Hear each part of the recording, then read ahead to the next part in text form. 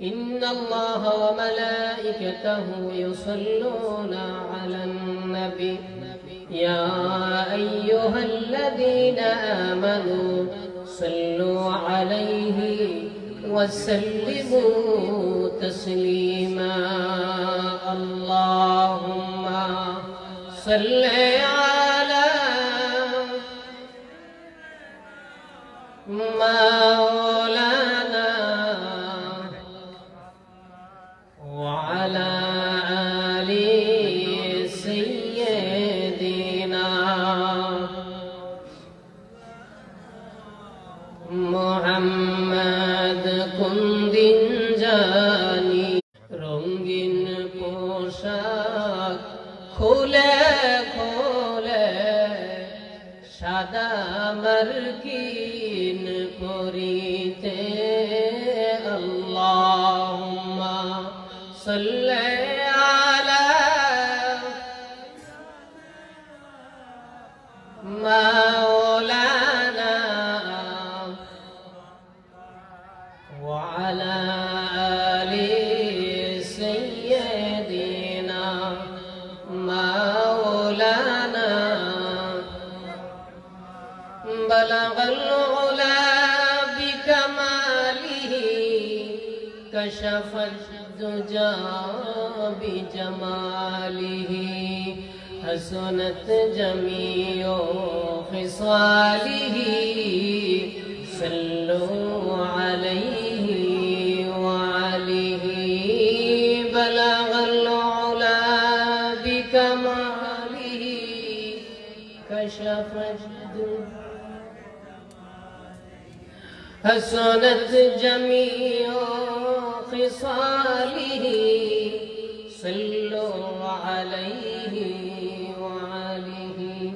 اللهم صل وسلم وبارك عليه سيدنا محمد وبارك وسلم মুন্সি মাহতাবউদ্দিন বাড়ির উদ্যোগে হযরত মাওলানা ইয়াজউদ্দিন মুন্সি রহমাতুল্লাহ আলাইহির স্মরণে চুড়িয়া দক্ষিণ পাড়া বড় মসজিদ সংলগ্ন ৭৪তম বাৎসরিক ওয়াজ ও দোয়ার মাহফিলের সম্মানিত সভাপতি জনাব মুন্সি আব্দুল আওয়াল হুরন সাহেব, সমাজসেবক সহ সভাপতি হাজী মোহাম্মদ মুন্সি আব্দুর রউফ সাহেব, প্রধান অতিথি জনাব মোহাম্মদ ফারুক আহমেদ সাহেব, প্রধান মেহমান হাজী মুন্সি মোহাম্মদ আব্দুর রউফ সাহেব, প্রধান বক্তা হিসেবে আজকে মূল্যবান আলোচনা রাখবেন আন্তর্জাতিক খ্যাতি সম্পন্ন মুফাসসিরে কোরআন শায়েখ আজিজুল ইসলাম জালালী সাহেব। প্রধান আকর্ষণ হিসেবে আমাদেরকে আলোচনা শোনাবেন মুফতি এরশাদুল ইসলাম সাইফি সাহেব। উপস্থিত বিশেষ বক্তাগণ, আমন্ত্রিত বিশেষ অতিথিবৃন্দ এবং পৃষ্ঠপোষক যারা রয়েছেন, আরো যারা উপস্থিত রয়েছেন আমার মুরব্বী বাবারা, যুবক ভাইয়েরা, ছোট ছোট সোনামণিরা, পর্দার আড়াল থেকে শুনছেন আমার সহজ সরল মা ও বোনেরা, স্কুল কলেজ মাদ্রাসা সহ বিভিন্ন ভার্সিটিতে বিভিন্ন শিক্ষা প্রতিষ্ঠানে অধ্যয়নরত আমার প্রাণ প্রিয় ছাত্র ছাত্রী ভাইয়েরা বোনেরা, মিডিয়ার বন্ধুরা, সাংবাদিক, শ্রমিক, কৃষক, আরো যারা বিভিন্ন পেশায় নিয়োজিত রয়েছেন সকলের প্রতি আবারও আমার অন্তরের অন্তঃস্থল থেকে আন্তরিক সালাম জানাচ্ছি। আসসালামু আলাইকুম ওয়া রাহমাতুল্লাহি ওয়া বারাকাতুহু। দেখেন, আমরা কিন্তু গ্রামের মানুষ, এলাকার মানুষ, আমরা আলোচনা করব এমনটা নয়। বসেছি, অল্প একটু সময় দোয়া নেব, এশারের নামাজের পরে আলোচনা শুরু হয়েছেন মাওলানা কারি ইয়াসিন সাইফুল্লাহ নন্দনপুরী সাহেব মা বাবা অর্থাৎ পিতা মাতা সম্পর্কে আলোচনা রেখেছেন। আমি ভেবেছিলাম আমরা কিছুদিন আগে একটা জাকুনি খেয়েছি, অর্থাৎ ভূমিকম্প হয়েছিল। আজকে সূরা কারিয়া নিয়ে, সূরা আল কারিয়া নিয়ে কিছু আলোচনা করব, কিন্তু বসার পরে আমার চাচাজান বললেন আলোচনা তেমন প্রয়োজন নেই, একটু জিকির হবে আর পিতা মাতার আলোচনা হবে। আসলে কিন্তু পিতা মাতার আলোচনা আমার পূর্বের বক্তা যিনি পড়ে গেছেন, আমার চাচার কথাটা রাখতে গিয়ে আমি আমার আলোচনা আজকে করছি না, সূরা কারিয়ার আলোচনায় যাচ্ছি না। আমার চাচা যান যেহেতু বলেছেন মা বাবার সম্পর্কে কিছু বলার জন্য, আমি সেদিকে স্বল্প সময়ে হুজুর যেই কথাগুলো সময়ের স্বল্পতার কারণে বলতে পারে নাই, আমি বাকি কথাগুলো আসলে কথা বলে তো আর কেউ শেষ করতে পারবে না, আমি এর সাথে সংযুক্ত করে প্লাস করে কিছু কথা বলবো। আল্লাহ তাআলা যেন আমাদের সকলকে এই কথাগুলো শুনে আমল করার তৌফিক দান করে। আমরা জবান খুলে পড়ি আল্লাহুম্মা আমিন। আমার ভাইরা, আল্লাহ রাব্বুল আলামিন পবিত্র কোরআনুল কারীমের সূরা বনী ইসরাঈলের 23 এবং 24 নম্বর আয়াতে চমৎকার ভাবে মা বাবার আলোচনা করেছেন। হুজুর এই আলোচনা করেছেন। আমি বলছি বাবা, এখনো যাদের মা বাবা বেঁচে আছে তাদের যেন জান্নাতের দরজা খোলা রয়েছে। আমার আল্লাহ বলে, বান্দারে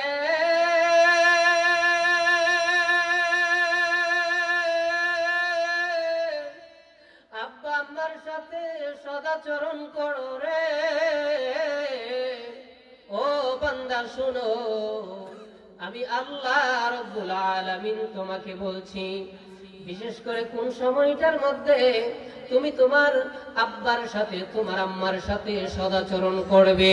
কোরআনুল কারীম থেকে বান্দা জেনে নাও আমার ভাইরা, আমার বন্ধুরা, আল্লাহ রাব্বুল আলামিন ঘোষণা করেছেন,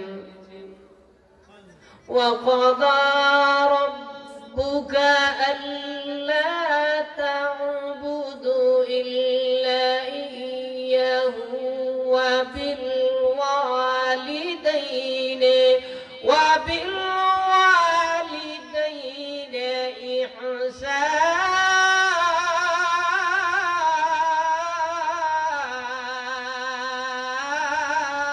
আল্লাহু আকবার বলে। إما يبلغن عندك الكبر أحدهما أو كلاهما فلا تقل لهما أف ولا تنهرهما وقل لهما قولا كريما।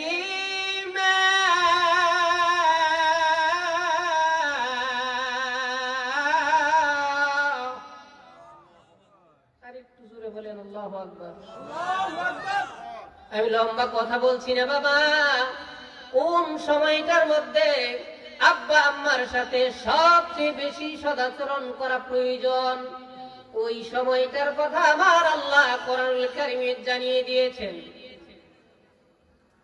ইম্মা ইয়াবলুগান্না ইনদাকাল কিবারা আহাদুহুমা আও কিলাহুমা। আমার আল্লাহ রাব্বুল আলামিন বলেন, বান্দারে বিশেষ করে বৃদ্ধ অবস্থায় যদি তোমার আব্বা আম্মার মধ্য থেকে একজনকে পাও, আহাদুহুমা একজনকে পাইলা, আও কিলাহুমা অথবা উভয়কে পাইলা। কথা সংক্ষেপ, সমাজে দেখা যায়, কিছু কিছু ফ্যামিলিতে, কিছু কিছু পরিবারে দেখা যায় 20 বছর আগে প্রাণের বাবা দুনিয়া থেকে বিদায় হয়েছে, 20 বছর আগে বাবার ইন্তেকাল হয়েছে, এখনো মা পৃথিবীতে বেঁচে আছে। এমন হয় কি হয় না? আওয়াজ করে বলেন, হয় কি হয় না? 20 বছর আগে বাবার ইন্তেকাল, এখনো মা বেঁচে আছে। অথবা এমনও দেখা যায় 15 বছর আগে, 10 বছর আগে প্রাণের মা দুনিয়া থেকে বিদায় নিয়েছে, প্রাণের বাবা বেঁচে আছে। আবার এমনও আছে প্রাণের মা বেঁচে আছে, প্রাণের বাবাও বেঁচে আছে। আমার আল্লাহ বলে, বান্দারে আহাদুহুমা একজনকে যদি বৃদ্ধ অবস্থায় পাও, আও কিলাহুমা, অথবা উভয়কেই পাও, অর্থাৎ আব্বাকেও পেলে আম্মাকেও পেলে। এই বৃদ্ধ অবস্থায় যদি তাদেরকে পাও, এই বৃদ্ধ অবস্থায় তোমার আব্বা আম্মার সাথে সবচেয়ে বেশি সদাচরণ করবে। সবচেয়ে বেশি সদাচরণ পাওয়ার সময় হলো ওই বৃদ্ধ সময়। জোরে জোরে বলেন আল্লাহু আকবার। আমার ভাইয়েরা, আমার বন্ধুরা, আপনারা কেউ হয়তো বলতে পারেন, আমি তো আব্বার সাথে সদাচরণ করি, আমার আব্বু ভালো আচরণ আমার সাথে করে না, আমি আম্মার সাথে ভালো আচরণ করতে চাই, কিন্তু মা আমার আরেক ভাইয়ের পক্ষ নিয়ে আমার সাথে ভালো আচরণ করে না, আমি ওদিকেও যাচ্ছি না। আমার ভাইয়েরা, আমার বন্ধুরা, অনেক পরিবারে দেখা যায় প্রাণীর বৃদ্ধ বাবা পৃথিবীতে বেঁচে আছে, বাবার খেদমত আপনি করতেছেন, কিন্তু বাবা বলে আশেপাশে অথবা বাজারে গেলে বলে আমার ছেলে আমার তেমন খবর নেয় না। আমার ভাইরা, আমার বন্ধুরা, কথা সংক্ষেপ করে দিচ্ছি, কোরআনুল কারীমের এই যে উফি ওয়ালা তানহারহুমা ওয়া কুল লাহুমা কাওলান কারীমা, আল্লাহ বলে বান্দা তোমার আব্বা আম্মার সাথে এমন আচরণ করবে না যেই আচরণ করলে পরে তোমার প্রাণের মায়ের জবান দিয়ে উফ শব্দটা বের হবে। বৃদ্ধ অবস্থায় তোমার মা পৌঁছে গেল, বৃদ্ধ অবস্থায় তোমার বাবা পৌঁছে গেল, তুমি এমন আচরণ মা বাবার সামনে করবে না যেই আচরণ করলে পরে তোমার বৃদ্ধ বাবার জবান দিয়ে, বৃদ্ধ মায়ের জবান দিয়ে উফ শব্দটা বের হবে। অর্থাৎ আপনার কথাই যেন, আপনার আচার আচরণে যেন বৃদ্ধ বাবার জবান দিয়ে উফ শব্দটা বের না হয়, বৃদ্ধ মায়ের জবান দিয়ে যেন উফ শব্দটা বের না হয়, সাবধান করে দিয়েছেন আমার আল্লাহ। জোরে বলেন কে সাবধান করে দিয়েছেন? জোরে বলেন কে? আল্লাহর কথা মানতে হবে কি হবে না? আমার ভাইরা, মুফাসসিরিন কেরাম এই যে উফি ওয়ালা তানহারহুমা, এই উফ শব্দটার ব্যাপারে দুই দিকে তাফসীর করেছেন। একদিকে তাফসীর করেছেন যে তুমি তোমার আব্বা আম্মার সাথে এমন আচরণ করবে না যে আচরণ করলে তোমার আব্বা আম্মার জবান দিয়ে উফ শব্দ বের হবে। আবার আরেকদিকে তাফসীর করেছেন তোমার জবান দিয়েও যেন তোমার আব্বা আম্মার আচরণে উফ শব্দটা বের না হয়। মুফাসসিরিন কেরাম এইরকম ভাবে উদাহরণ দিয়ে বুঝিয়েছেন। আপনার বৃদ্ধ বাবা বেঁচে আছে, একেবারে সংক্ষেপে আমি কথা বলবো, আপনার বৃদ্ধ মা অথবা আপনার বাবা বেঁচে আছে, আপনি সকালবেলা আপনার প্রাণীর বাবার ঘরে গেলেন, বাবাকে নিজের হাতে বিছানা থেকে উঠাইলেন, বাবা বিছানায় পায়খানা করে দিয়েছে, নিজের হাতে পরিষ্কার করলেন, বাবার ময়লাগুলো পরিষ্কার করে জামা কাপড় পরিষ্কার জামা কাপড় পরানোর পরে আপনার নিজের হাতে প্রাণের বাবাকে ভালো মানের নাস্তা খাওয়ালেন, এরপরে ঔষধ নিজের হাতে খাওয়ালেন। 2 ঘন্টা পরে আবার কিছু চায়ের ব্যবস্থা করলেন, সামান্য নাস্তার ব্যবস্থা করলেন, নিজের হাতে এগুলো খাওয়ালেন। দুপুর বেলা আপনার বাবাকে আপনার নিজের হাতে গোশত দিয়ে ভাত খাওয়ালেন, ভালো মানের খাবার খাওয়ালেন। বিকেল বেলা দেখা গেল আসরের নামাজ মসজিদে অনেকেই পড়েছে, আপনার বাড়িতে হঠাৎ করে এলাকার গণ্যমান্য ব্যক্তি বর্গ যারা তারা এসেছেন। কথা আমি সংক্ষেপ করে দিচ্ছি, মনে করেন আপনার বাড়িতে, আমরা তো এলাকার মানুষ চিনি তাই তাদের কথাই বলছি, জনাব শাহজাহান চেয়ারম্যান সাহেব আমাদের মঞ্চে এসেছেন, আমরা বলি আলহামদুলিল্লাহ। কথাটা বলতেছিলাম আমার চাচাকে দিয়েই বলি যে শাহজাহান চেয়ারম্যান সাহেব আপনার বাড়িতে গেলেন, আমি কিন্তু ওয়াজ থেকেই ওই তাফসীর থেকে বলতেছি, একটা নাম উল্লেখ করছি মাত্র, যে চেয়ারম্যান সাহেব গেলেন, আমাদের গ্রামের সাবেক মেম্বার যারা তারা সবাই গেলেন, গ্রামের গণ্যমান্য ব্যক্তিবর্গ যারা, ইমাম সাহেব যারা, তারাও আপনার বাড়িতে গেলেন, যে কোনো একটা কাজে, যে কোনো একটা উদ্দেশ্যে আপনার বাবাকে কিন্তু আপনি খেদমত করতেছেন। আসরের নামাজের পরে এই গণ্যমান্য ব্যক্তিবর্গ যারা তারা গেলেন, যাওয়ার পরে আপনার বাবা যেই রুমে, ওই রুম থেকে আপনার বাবা করুণ সুরে একটা ডাক দিল, বাবা আব্দুর রহমান কই রে, আজ 15 দিন হয় আমারে গোসল করাও না। বাবা আব্দুর রহমান, 1 সপ্তাহ হয়ে গেল, দুপুর বেলার খাবার আমারে দাও না। বাবারে, সকাল বেলার নাস্তা দাও না, ঔষধ দাও না, গোসল করাও না, আমার খবর নেও না, আমার সেবা করো না। আসলে কিন্তু আপনি সেবা করতেছেন, সকালবেলা নিজে গোসল করাইলেন, পরিষ্কার করাইলেন, নাস্তা খাওয়াইলেন, দুপুরে ভাত খাওয়াইলেন, ফাঁকে আবার নাস্তা দিলেন, নিজের হাতে খেদমত করতেছেন, নিজের হাতে বাবার ঔষধ খাওয়াচ্ছেন। কিন্তু তাদের সামনে বলল খবর নেন না, ঔষধ নাই, চিকিৎসা নাই, গোসল নাই, খাবার নাই, খবর নাই। আসলে কিন্তু এমনটা না, আপনি খেদমত করতেছেন।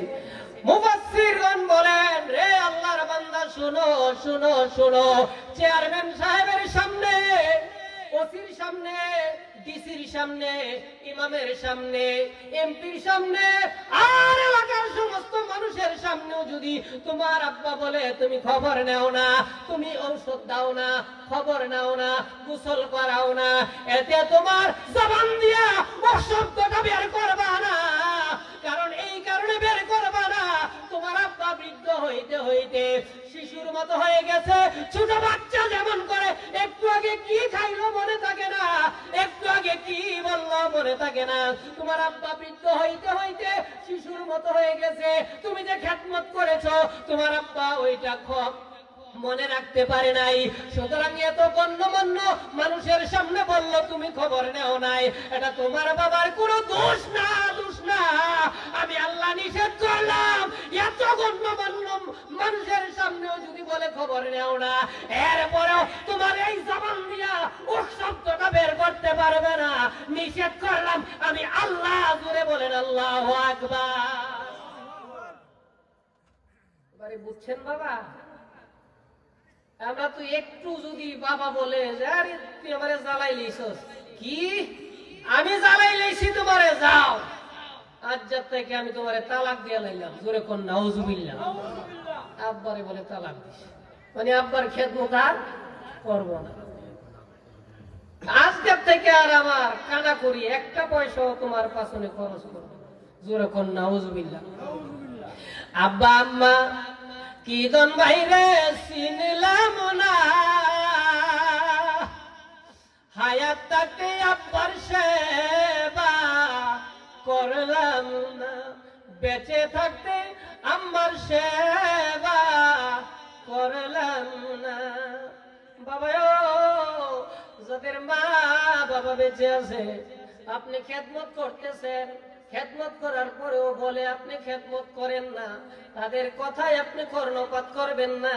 এই যে আব্বা বললো খেদমত করেন না, এটা কিন্তু বাবার অন্তর থেকে বলে নাই, বাবা শিশুর মতো হয়ে গেছে, একটু আগে কি বলছে আর খেয়াল থাকে না।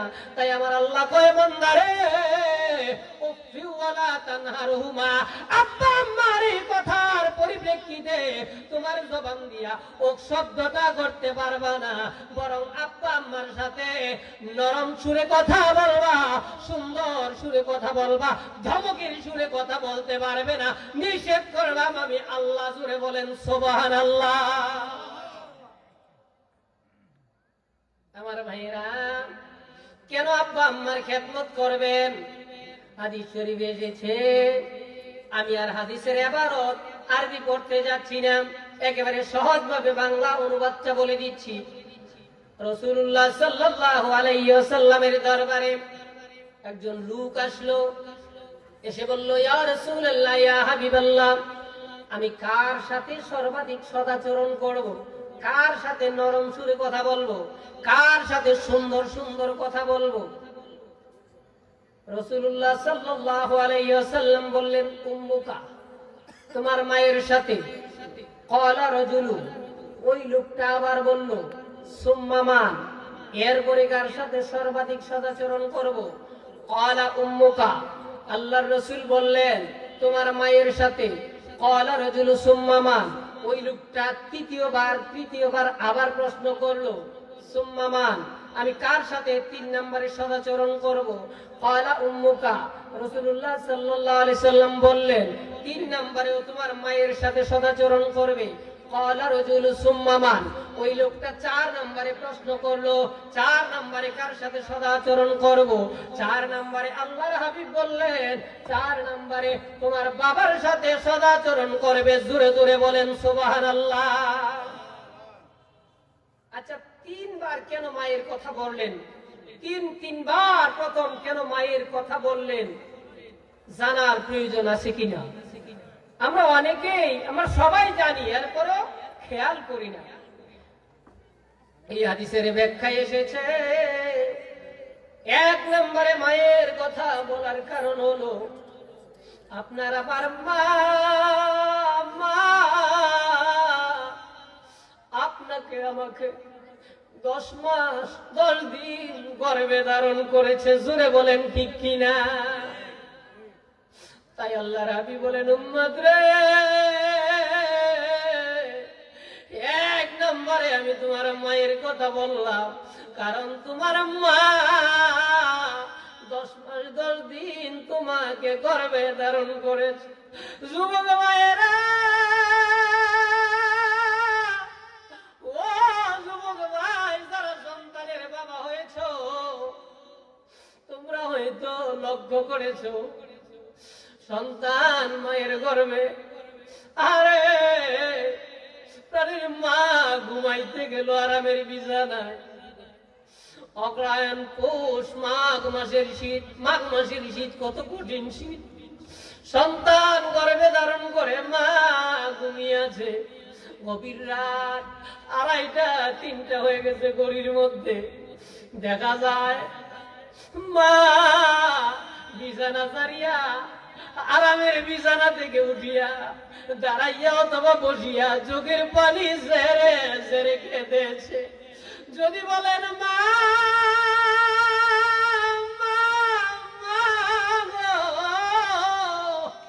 তোমার কি শীত লাগে না গো মা?